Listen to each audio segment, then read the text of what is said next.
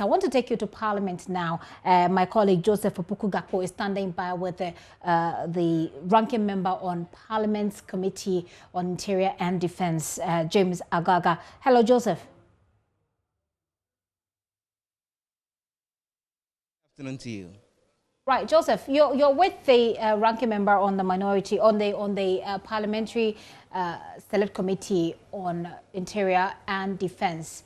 What has he been saying?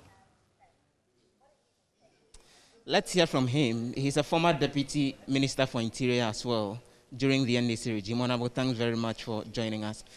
We've heard the news today, the deaths of Mohammed Muntala and Abdullah Nasir, following the clash with the police and military persons in Ejura this morning.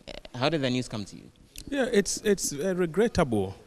I mean, to think of the fact that the police and the military fired at unarmed civilians during the conduct of the 2020 elections, and lives were lost in the process. We saw that happen in Tichiman, we saw that happen in Ablikuma Central, and elsewhere. One would have thought that the security apparatus of the state would have learned lessons by now with regards to using excessive force in crowd control. But unfortunately, it appears lessons haven't been lost. And so when I watch video footage of what happened in Ejura today, I was completely at a loss. I don't know what to say again. But you see... What do you think happened?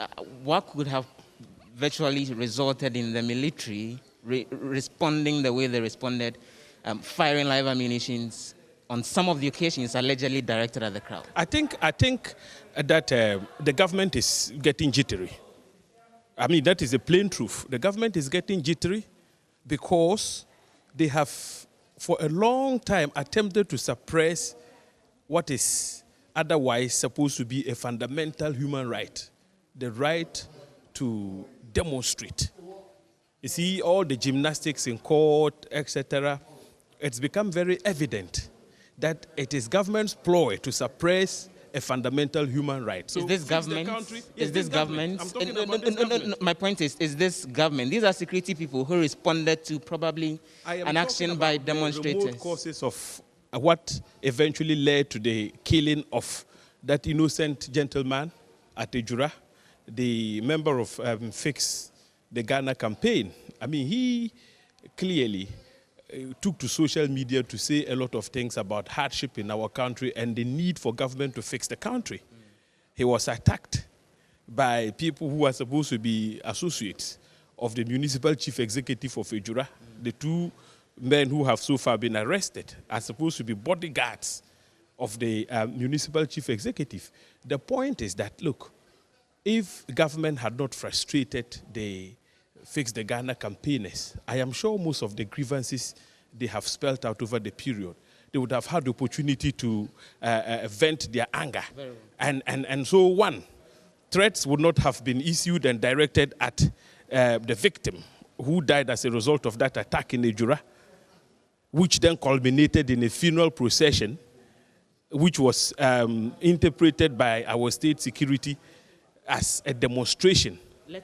Let's talk more about that. Do you think the security agencies acted professionally as was expected of them as military and police people who are deployed to the ground? Look, excessive force clearly was used.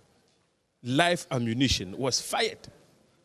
And yet in this country, we've had several commissions of inquiry to look into the conduct of police. Archer Commission of Inquiry comes in handy. One key recommendation was that we must refrain from using weapons, lethal weapons, in crowd control situations. Lethal weapons such as guns. And so when I saw that guns were fired today, clearly those guns were fired in breach of the recommendations of the Archer Commission of Inquiry. Should sanctions apply following what you say are breaches of recommendations of previous commissions of inquiry? Of course, sanctions must apply. I mean, it was needless to use live ammunition. I saw in those videos crowd control vehicles such as the water cannons. And so why they didn't use the water cannons to disperse the crowd but chose to fire directly into the crowd clearly makes me very confused. And so there has to be an inquiry. And unlike the Techiman incident, which for now hasn't yielded anything by way of investigation and finding people culpable, we hope that this time around, the investigations will result in the punishment of the officers involved.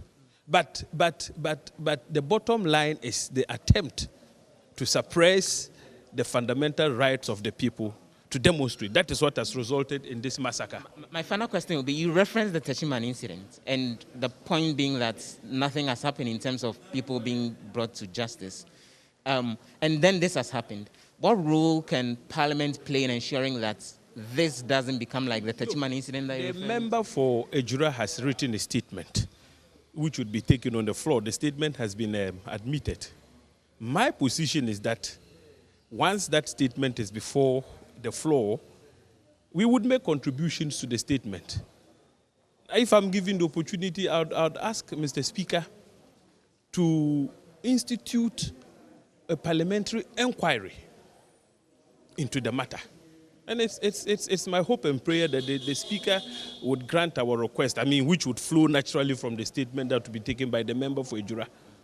If that happens, I think that we would be able to exercise our oversight mandate in a more constructive manner. If we leave this for the state security apparatus to investigate, in a way it would appear as if Parliament is derelict. I don't want it to look like we don't have what it takes to launch independent investigations into the conduct of, those who fired at the citizens who clearly were unarmed.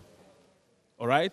We should have used proper crowd control methods to contain them and not to fire into the crowds the way we did. And what would a parliamentary probe eventually achieve in the end you envisage, even if the Speaker allows for it? The point being that sometimes some of these conversations get partisan one way or the other. The people, the political authority in charge of these institutions are your own colleagues you may eventually be accused of treating with kid gloves. We must understand one thing, that here we are talking about the fundamental rights of our citizens. Those rights are enshrined in the Constitution and would continue to remain the same even when governments change.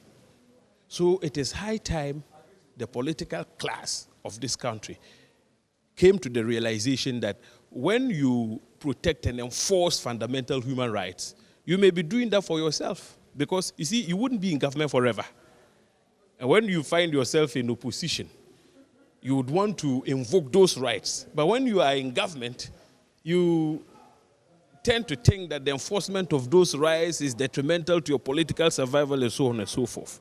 So it is high time we came to the realization that it was not for nothing. The framers, all right, came out with a Bill of Rights in our Constitution, and one of those rights, which is so fundamental, is the right to demonstrate. Let us allow the country campaigners to hold their demonstrations. After all, we saw the president on a tour of the Upper East region and how students lined the streets to welcome him in violation of the COVID protocol. So all forms of arguments now about COVID, which is the reason why they mustn't demonstrate, flies in the face of recent happenings. My last question, so we could all go in and go wait for the statement from the MP for Ejura.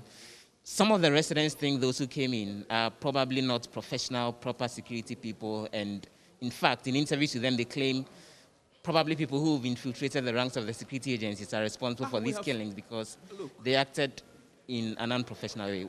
What do you say to this comment from the Mr. Gapo, I have stated time with that number that the way and manner personnel have been recruited into the security agencies clearly is a recipe for disaster, and that is what is beginning to unfold. You have elements who have now infiltrated the ranks of our security agencies who shouldn't be there at all. Some of them were known political party vigilantes. Today, they are all wielding weapons. They've been given uniforms to wear. They masquerade as soldiers, police officers. But those individuals have their loyalty to a political party and not to the state, and that is the problem. Many thanks for speaking to us. James Agalga is ranking member on Parliament's Defence and Interior Committee. He's also the MP for Bilsa North, and he previously was Deputy Minister for Interior with those comments there. So, Gifty, we're waiting for that statement from the Honorable Mohammed Brahima, who is the Member of Parliament for the Ejura constituency. We've spotted him right on the floor of Parliament, and currently some other ministers, including the Works and Housing Minister, are responding to questions on the floor, after which we're waiting for that statement to be delivered. And certainly, Joseph, we'll get to hear from the majority side on this as well, I suppose.